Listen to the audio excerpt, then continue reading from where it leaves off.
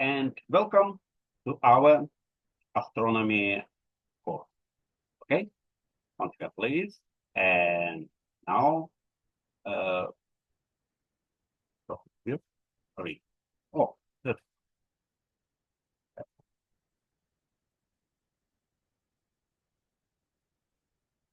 so today during our lecture number 9, we will be continuing study the formation and structure of stars. Okay. The first topic today's lecture: fusion in stars. You know, gravity makes protostars contract, and the contraction stops when the internal temperature rises high enough to start nuclear fusion. The outward flow of energy stops that contraction. When you studied the sun, you saw how it fuses hydrogen into helium in a chain of reaction called the proton-proton chain. I hope you remember. Okay? Some stars generate energy in different ways. So it is time to explore those other fusion reactions. Main sequence stars, more massive than the sun, and fuse hydrogen into helium using the CNO, carbon nitrogen oxygen, CNO. This CNO is cycle, a process that uses carbon, nitrogen, and oxygen as stepping stones.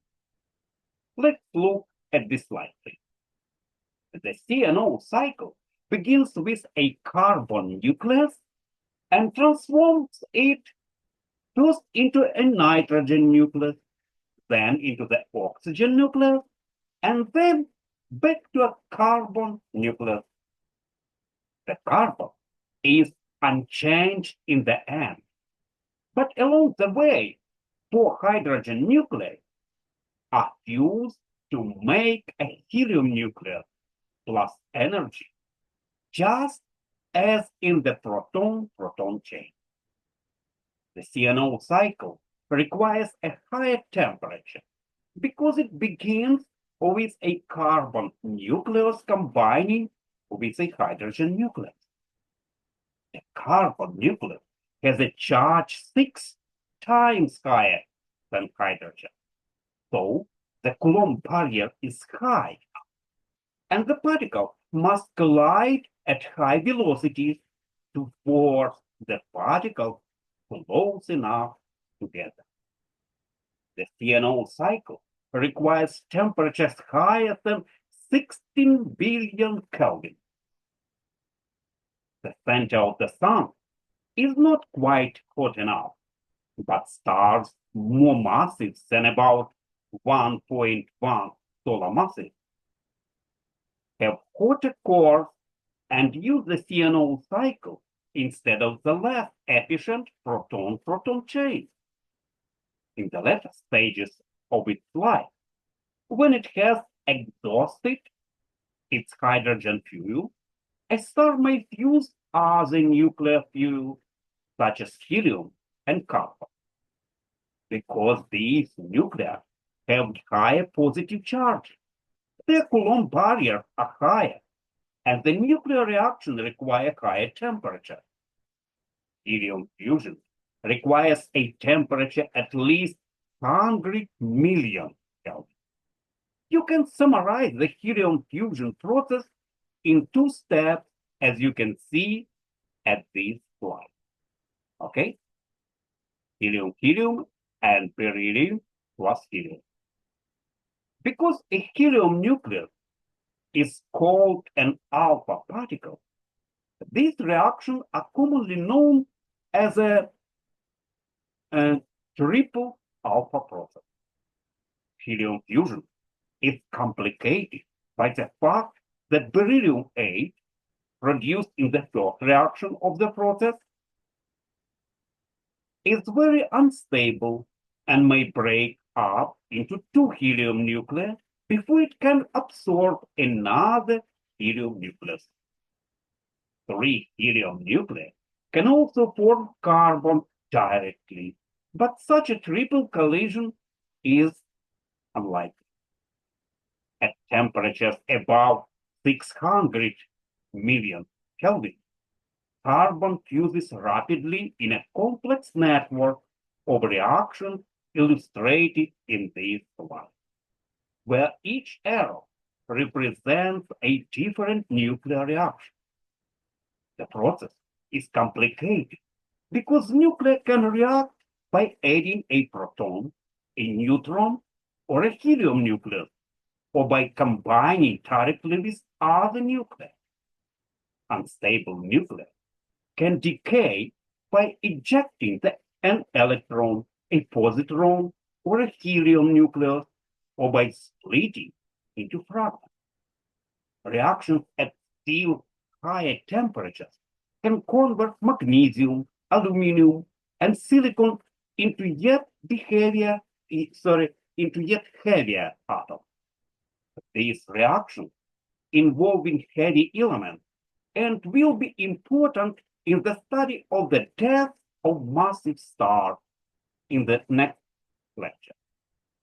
Nuclear reactions in stars manufacture energy and heavy atoms under the supervision of a built-in thermostat that keeps the reaction from erupting out of control. That thermostat is the relation between gas pressure and temperature. In a star, the nuclear reaction generates just enough energy to balance the inward pull of gravity. Consider what would happen if the reaction began to produce too much energy. The extra energy flowing out of the star would force it to expand. The expansion would lower the central temperature and density and slow the nuclear reaction until the star regained stability. The same thermostat that keeps the reaction from running too fast also keeps the reaction from slowing down.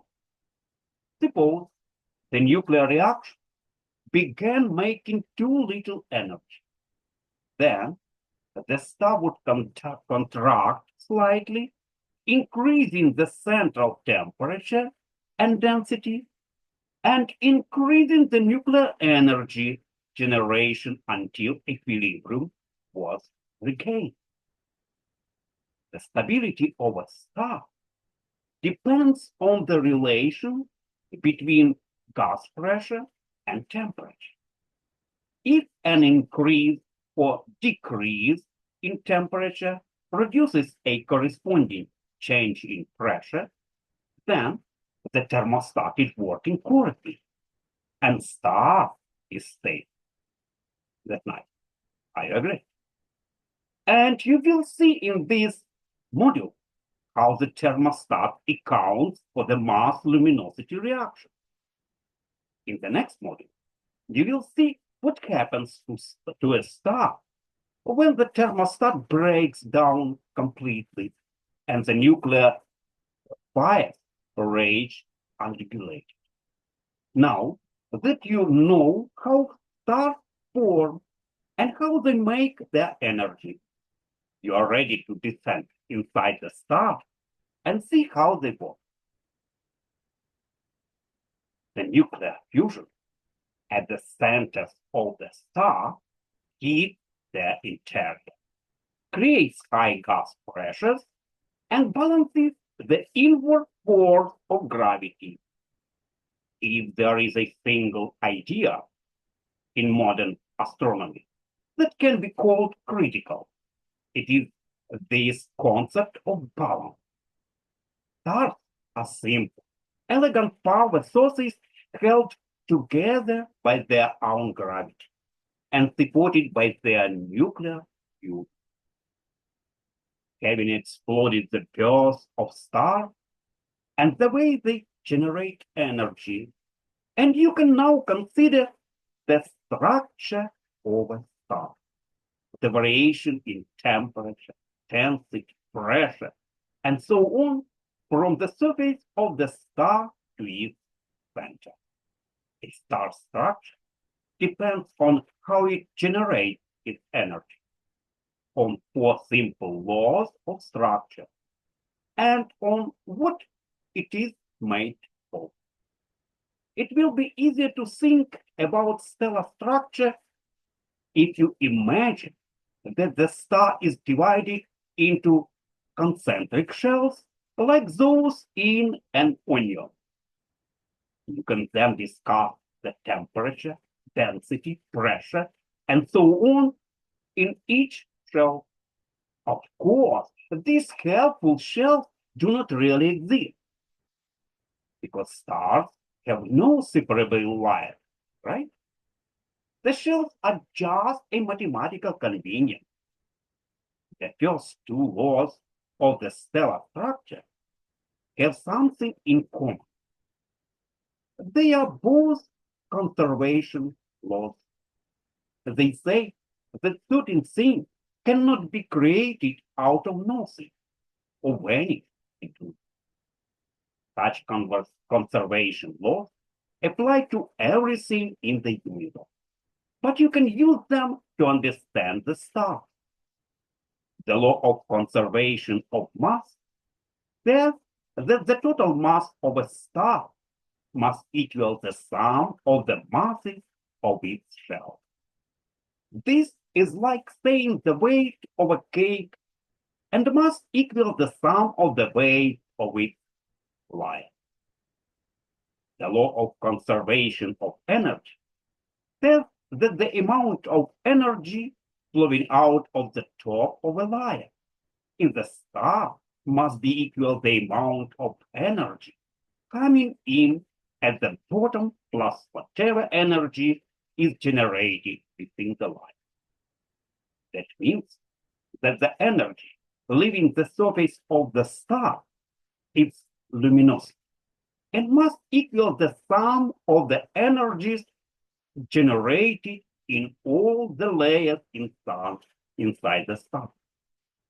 This is like saying that all the new cars driving out of factory must equal the sum of all the cars made on each of the production lines.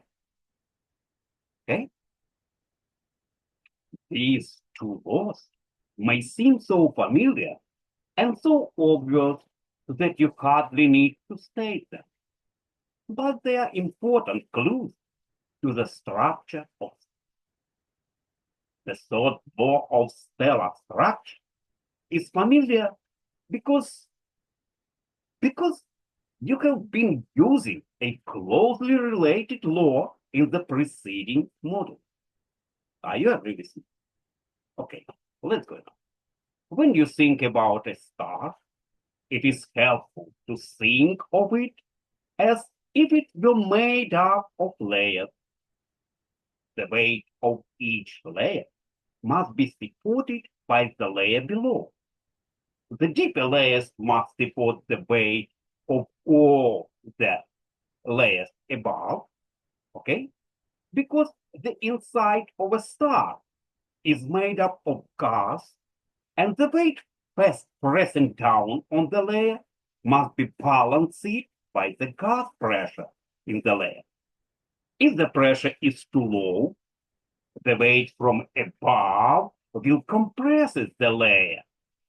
And if the pressure is too high, the layer will expand and lift the layer above. This balance between weight and pressure is called hydrostatic equilibrium. The prefix hydro comes from the Greek word for water and tells you the material is a fluid, the gases of star, and the suffix static tells you the fluid is stable, neither expanding and no contracting. And this figure illustrates this hydrostatic power. The weight pressing down on each layer is shown by lighter red arrow, which grow larger with increasing depth as the weight grows larger, right? The pressure in each layer is shown by darker red arrow, which must grow larger with increasing depth to support the weight. The law of hydrostatic equilibrium is the third law of stellar structure, and it can tell you something important about the inside of a star. The pressure in the gas depends on the temperature and density of that gas. Deep in the star, the pressure must be high, and that means that the temperature and density of the gas must also be high. Are you agree? Okay, hydrostatic equilibrium tells you that temperature must increase with depth inside as each layer maintains the pressure needed to support the weight pressing down. The layers are kept hot, as you have seen, by the energy flowing outward from the core of the star. And now you should recognize hydrostatic equilibrium. It is closely related to the pressure-temperature thermostat discussed a bit earlier. Of course, exactly how hydrostatic equilibrium works depends on what an object is made of. Nearly all stars are made of hydrogen and helium gas, with some traces of heavier elements. To fully understand how a star works, astronomers must describe exactly how that gas responds to changes in temperature and pressure. Hydrostatic equilibrium also applies to planets, including our Earth, but Earth is made of rock and metal.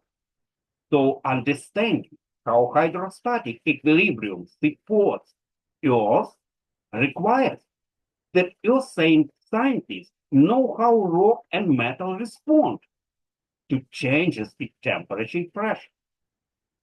Also, the law of hydrostatic equilibrium can tell you some things about the inner structure of stars. And you need one more law to completely describe the interior of a star. You need a law of that describes the flow of energy from the center to the surface. The surface of a star radiates light and heat into space and would quickly cool if that energy were not replaced, because the inside of the star is hotter than the surface. Energy must flow outward from the core, where it is generated, to the surface where it radiates away. The flow of energy through the shell determines the temperature, which, as you saw previously, determines how much weight each shell can balance. You remember each shell. To understand the structure of a star, you must understand how energy moves from the center through the shell to the surface. Okay? In the sun, energy flows outward from the core as radiation, and then in the sun's outer layers as convection. Other stars are similar to our sun, but there can be differences. And here you can apply what you know about the sun to stars in general. The law of energy transport says that energy must flow from hot regions to cooler regions by conducting, convection, or radiation. Conduction, radiation, and convection. Conduction is the most familiar form of heat flow.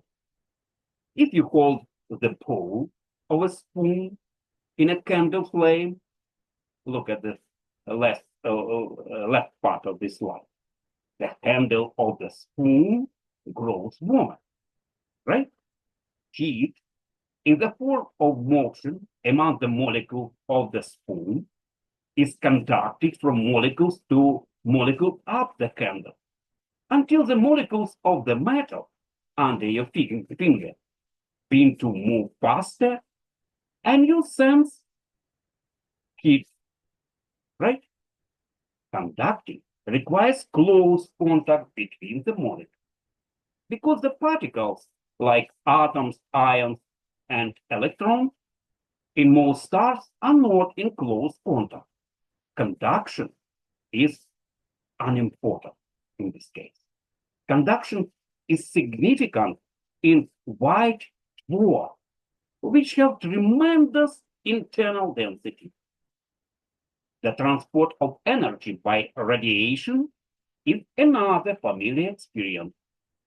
Put your hand beside a candle flame and you can feel the heat, right? What you actually feel are infrared photons radiated by the flame, as you can see in this figure. Because photons are packed of energy. And your hand grows warm as it absorbs them. Recall that radiation is the principal means of energy transport in the sun's interior, where photons are absorbed and re-emitted in random directions over and over as they bore their way outward through the radiation zone. The flow of energy by radiation depends on how difficult it is for the photons to move through the gas. If the gas is cool and dense, the photons are more likely to be absorbed or even scattered, preventing the radiation from getting through easily. Such a gas is opaque. In a hot, thin gas, the photons can get through more easily. Such a gas is less opaque. The opacity of the gas, its resistance to the flow of radiation, depends strongly on its temperature. If the opacity is high, radiation cannot flow through the gas easily, and it backs up like water behind a dam. When enough heat builds up, the gas begins to charm as hot gas rises and cool gas sinks. This heat-driven circulation of a fluid is convection. The third way energy can move in a star. As you see on the right part of this slide, you may be familiar with convection. The rising wisp of smoke above a candle flame is carried by mainly convection. The rising wisp of smoke, yes, you remember, up and up. Energy is carried upward in these convection currents as a rising hot gas, red in this figure, and also as sinking cool gas, blue in this figure. Convection is important in stars both because it carries energy and because it mixes the gas. Convection currents flowing through the layers of the star and tend to homogenize the gas, giving it a uniform composition throughout the convective zone. As you might expect, this mixing affects the fuel supply of the nuclear reaction, just as the steering of the campfire. It makes it burn more efficiently. The 4 laws of stellar structure are summarized in this table. These laws, properly understood, and can tell you how stars are born, how they live, and how they die. The laws of stellar structure, described in general terms in the previous section, can be written as mathematical equations. By solving those equations in a special way, astronomers can build a mathematical model of the inside of a star. If you wanted to build a model of a star, you would have to divide the star into about 100 concentric shells and then write down the 4 equations of stellar structure for each shell. You would then have 400 equations that would have 400 unknowns, namely the temperature, density, mass, and energy flow in each shell. Solving 400 equations simultaneously is not easy, but the first such solution, done by hand before the invention of the electronic computer, took months of work. Now, a properly programmed computer can solve the equations in a few seconds and print a table of numbers and even represent the conditions in each shell of the star.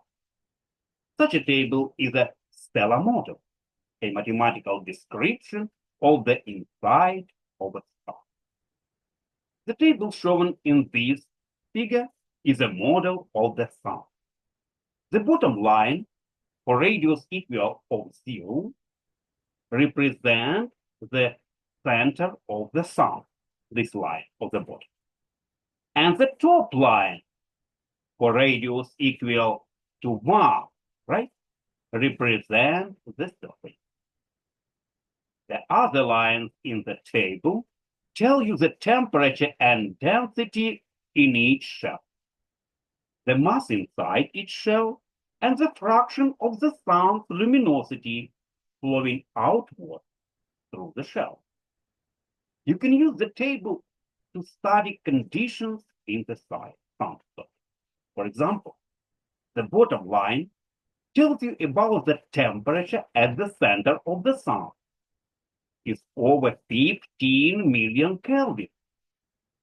At such a high temperature, gas is highly transparent, and energy flows as radiation.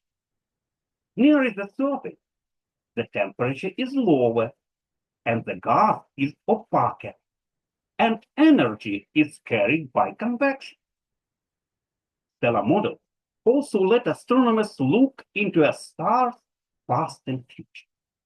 In fact, astronomers can use models as time machines to follow the evolution of stars over billions of years. To look into a star's future, astronomers can use a stellar model to determine how fast the star uses its fuel in each shell. As the fuel is consumed, the chemical composition of the gas changes, the opacity changes too, and the amount of energy generated declines. By calculating the rates of these changes, astronomers can predict what the star will look like a few million years in the future. They can then repeat the process over and over, and step by step, follow the evolution of the star as it ages. Also, this sounds simple. It is actually a highly challenging problem involving nuclear and atomic physics, thermodynamics, and sophisticated computational methods. Only since the 1950s have electronic computers made the rapid calculation of stellar models possible. and the advance of astronomy since it has been heavily influenced by the use of such models to study the structure and evolution of stars. The summary of star formation in this upper module is based on thousands of stellar models. You will continue to rely on theoretical models as you study main sequence stars in the next section and the jazz of stars in the next. Let's begin the next scientific article. What would happen if the sun stopped generating energy? Sometimes one of the best ways to test your understanding is to build an argument based on an altered situation.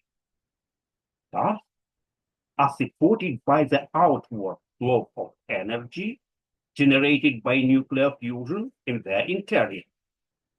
Okay?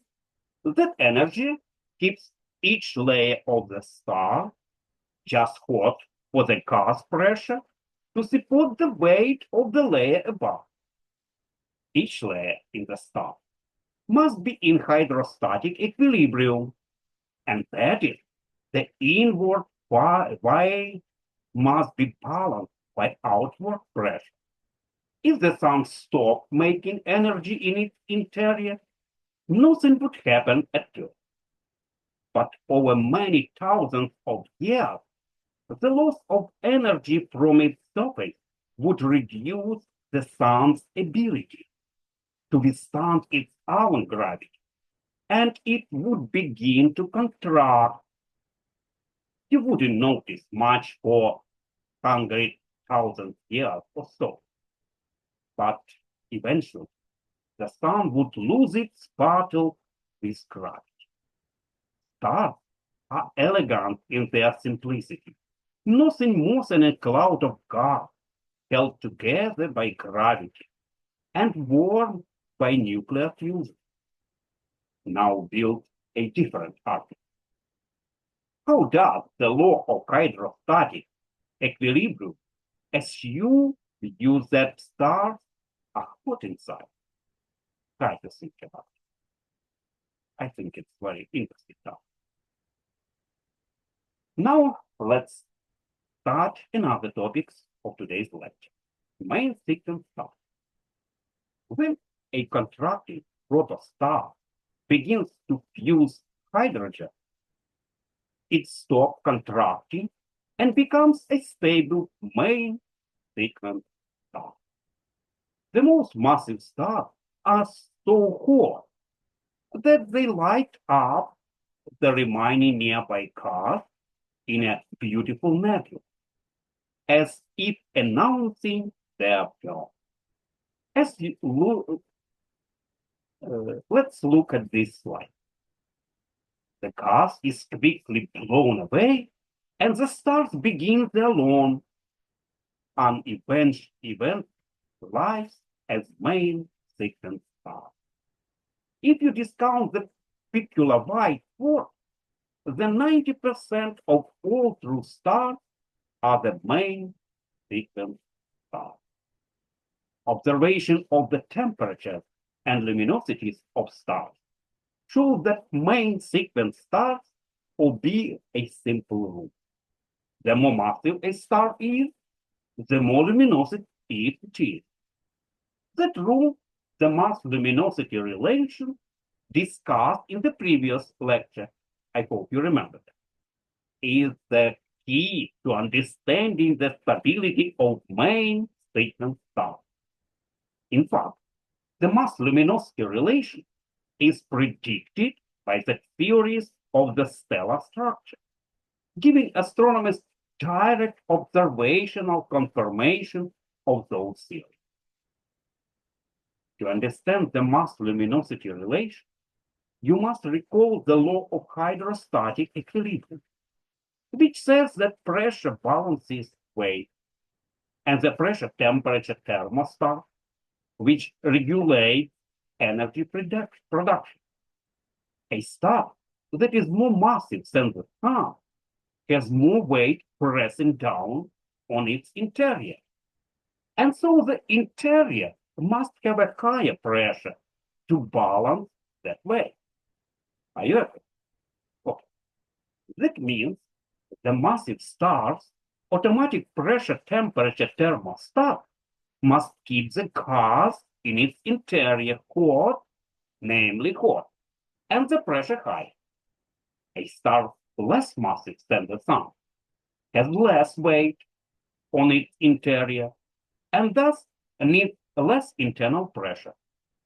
And therefore, its pressure temperature thermostat is set lower. To sum up, massive stars are more luminous because they must support more weight by making more energy. The mass luminosity relation tells you why the main sequence must have a lower M. Masses below about O dot, OA solar mass do not have high pressures in their cores. Their central temperatures are too cool to allow hydrogen fusion. Cold, round dwarfs.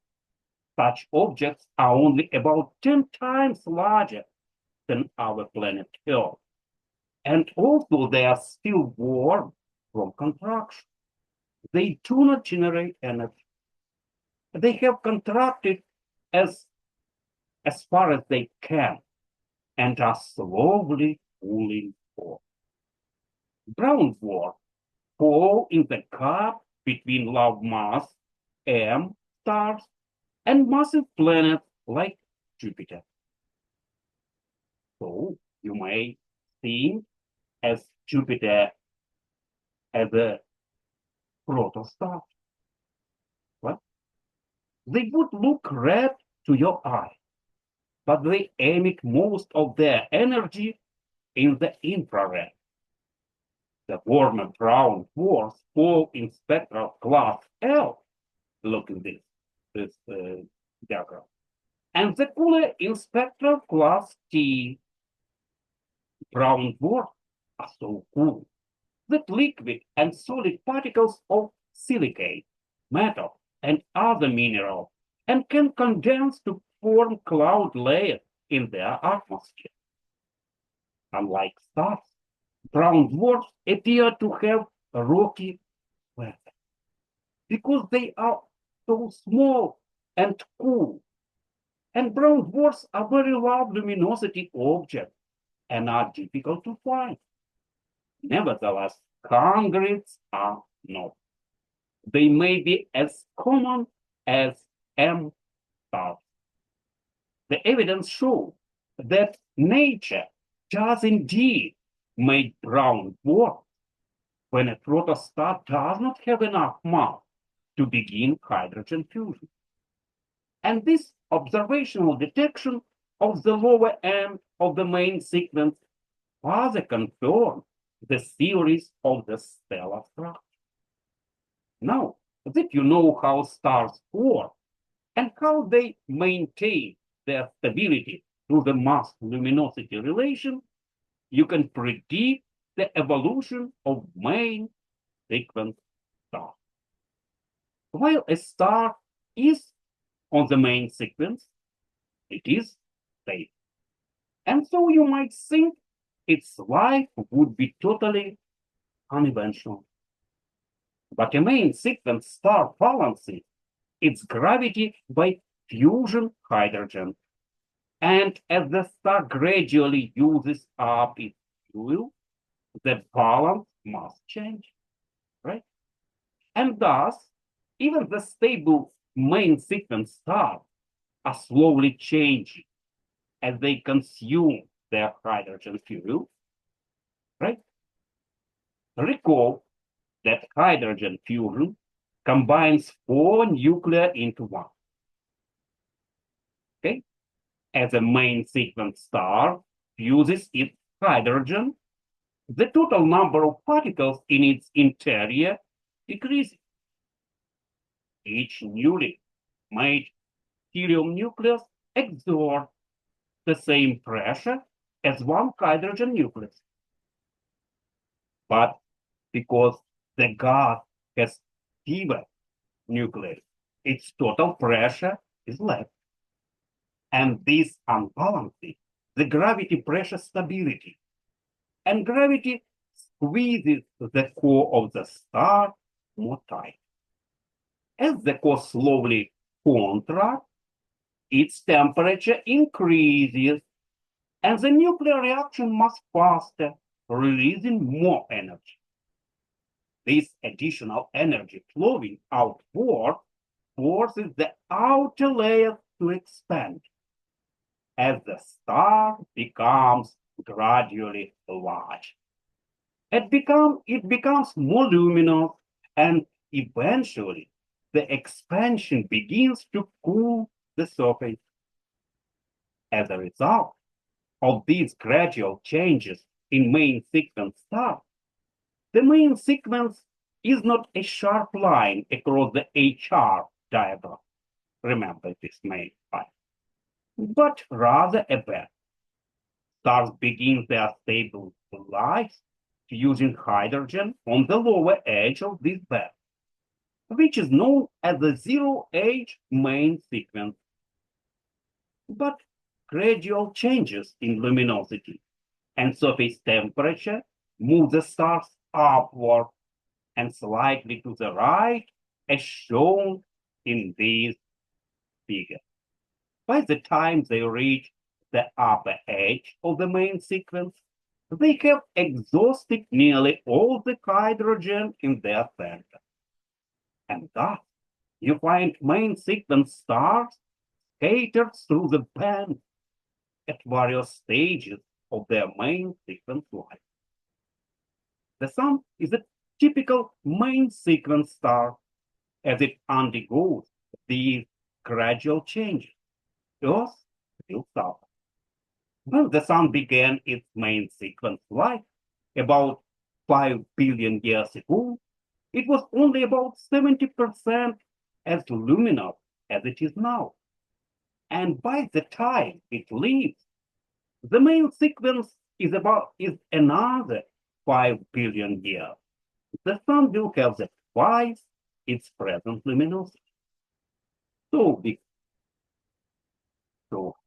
for all your life will be more enough. Long before that, the rising luminosity of the Sun will drastically modify Earth's climate and ultimately drive away our oceans and atmosphere. Life on Earth will probably not survive these changes in the Sun. But we have 1 billion years or more to prepare. The average star spends 90% of its life on the main sequence. And this explains why 90% of all true stars are main sequence stars. You are mostly likely to see a star during that long, stable period of while it is on the main sequence. That's main sequence. Everyone sneezes now and then, but the act of sneezing is very short compared with the human lifetime. And so you would expect to find that very few people in your photograph are caught in the act of rather, most people in the photo would be in the much more common non-sneezing state. Your short human lifetime is like a snapshot of the universe. You see most stars on the main sequence, where they spend most of their time. The number of years a star spends on the main sequence depends on its mass. Let's look at this case. Massive stars consume fuel rapidly and live short lives, but large mass stars conserve their fuel and shine for billions of years.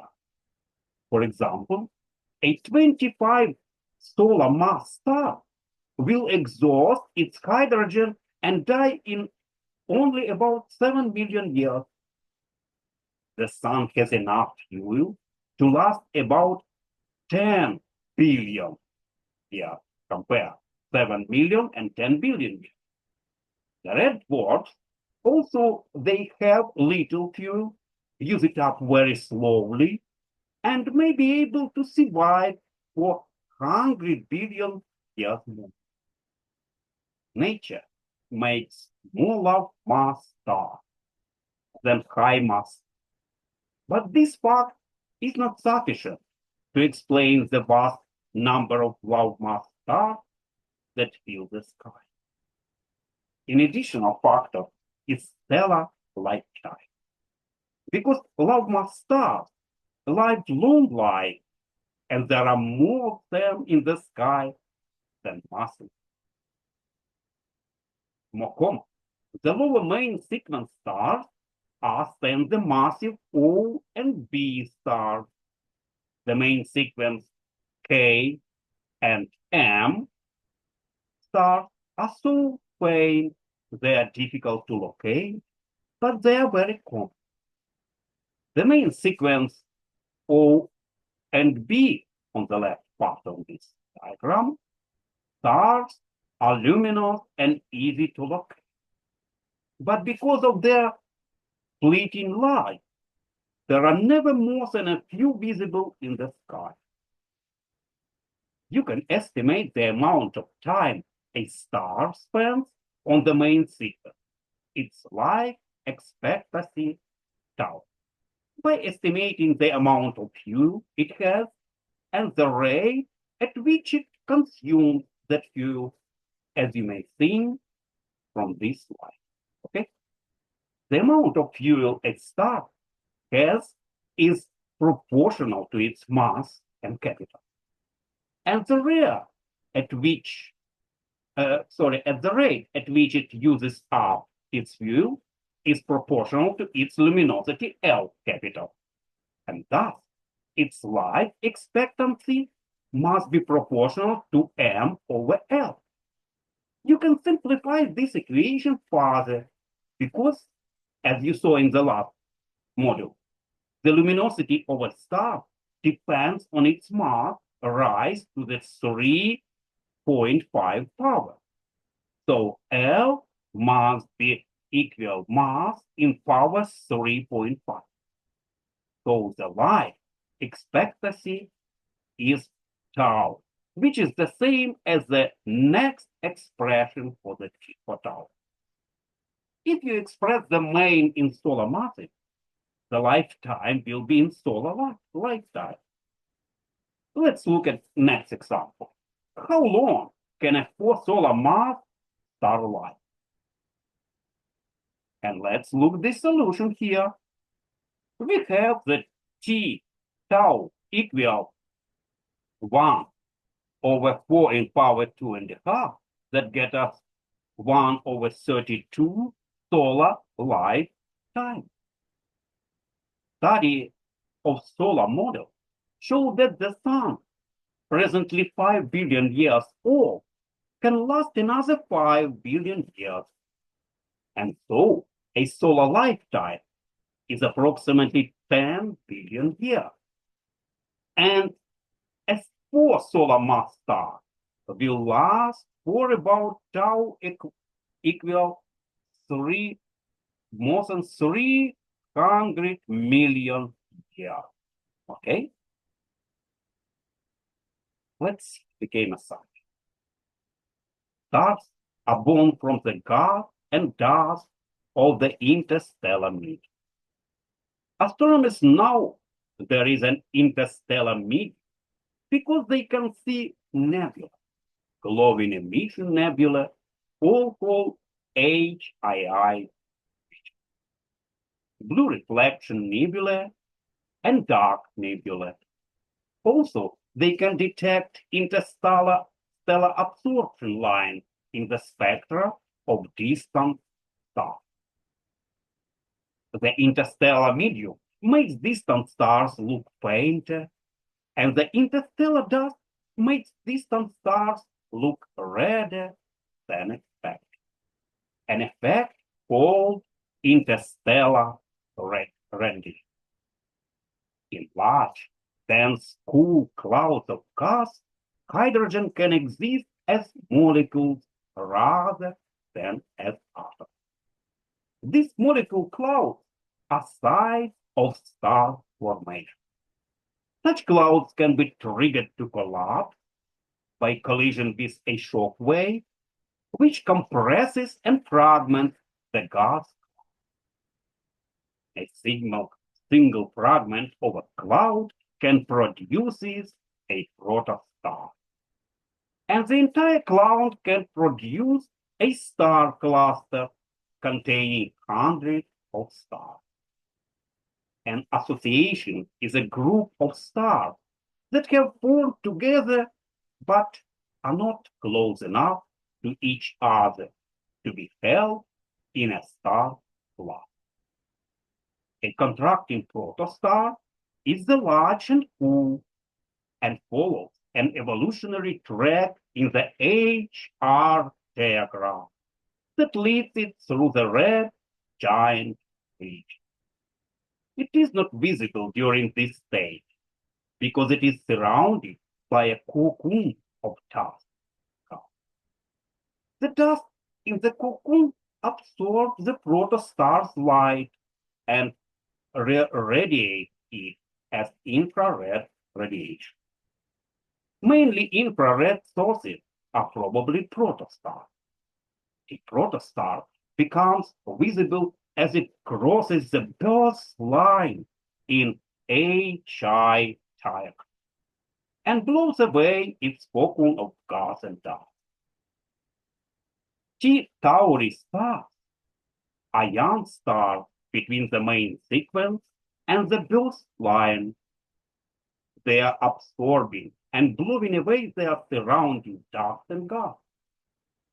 Very young star clusters contain large number of T Tauri stars.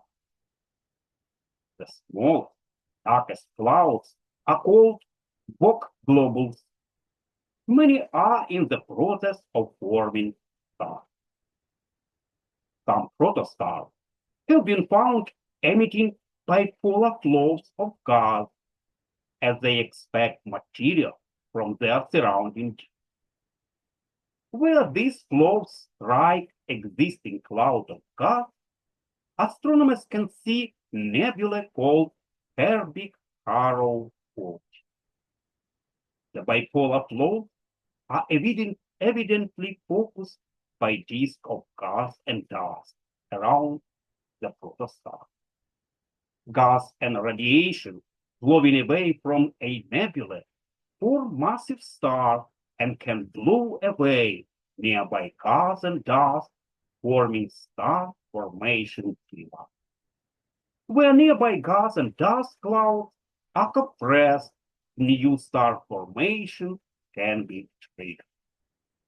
The Great Nebula in Orion is an active region of star formation. The bright stars in the center of the nebula formed within the last few million years. And infrared telescopes detect protostars buried inside the molecular cloud that lies behind the visible nebula. As a protostar grows hot enough to begin hydrogen fusion at its core, it settles onto the main sequence. Stars of the sun's mass or less make their energy by fusion hydrogen into helium in a process called the proton-proton chain. More massive main sequence stars fuse hydrogen into helium in the CNO cycle. Later, in their evolution, stars can fuse helium into carbon in the triple alpha process. Some stars can fuse carbon into even heavier elements. The relationship between pressure and temperature, the pressure-temperature thermostat, ensures that the star generates just enough energy to support itself. The four basic laws that describe the inside of a star include the law of conservation of mass, and law of conservation energy. The law of hydrostatic equilibrium shows how the pressure in a layer supports the weight pressing down. And the law of energy transport says that energy must flow outward by conducting, convection, and radiation. Conduction is not usually important inside stars. The opacity of a gas is its resistance to the flow of radiation. Astronomers can study the interior of the star and the way they change over time by calculating detailed stellar models based on the four laws above. The mass-luminosity relation among main sequence stars can be understood from stellar models. More massive stars have more weight to support, and their pressure temperature thermostats must make more energy. That makes them more luminous. The main sequence has a lower, and because stars less massive than 0.08 solar mass cannot get hot enough to begin hydrogen fusion, such objects become round. A contracting protostar begins its life on the zero-age main sequence. But as it combines hydrogen nuclei to make helium nuclei, the total number of nuclei in its core declines. The core slowly contracts, and the outer layers gradually expand, making the star more up and to the right across the band of the main sequence. How long a star can remain on the main sequence depends on its mass. The more massive a star is, the faster it uses up its hydrogen fuel. A 25 solar mass star will exhaust its hydrogen and die in only about 7 million years. But the sun is expected to last for 10 billion years more. Okay? Nice.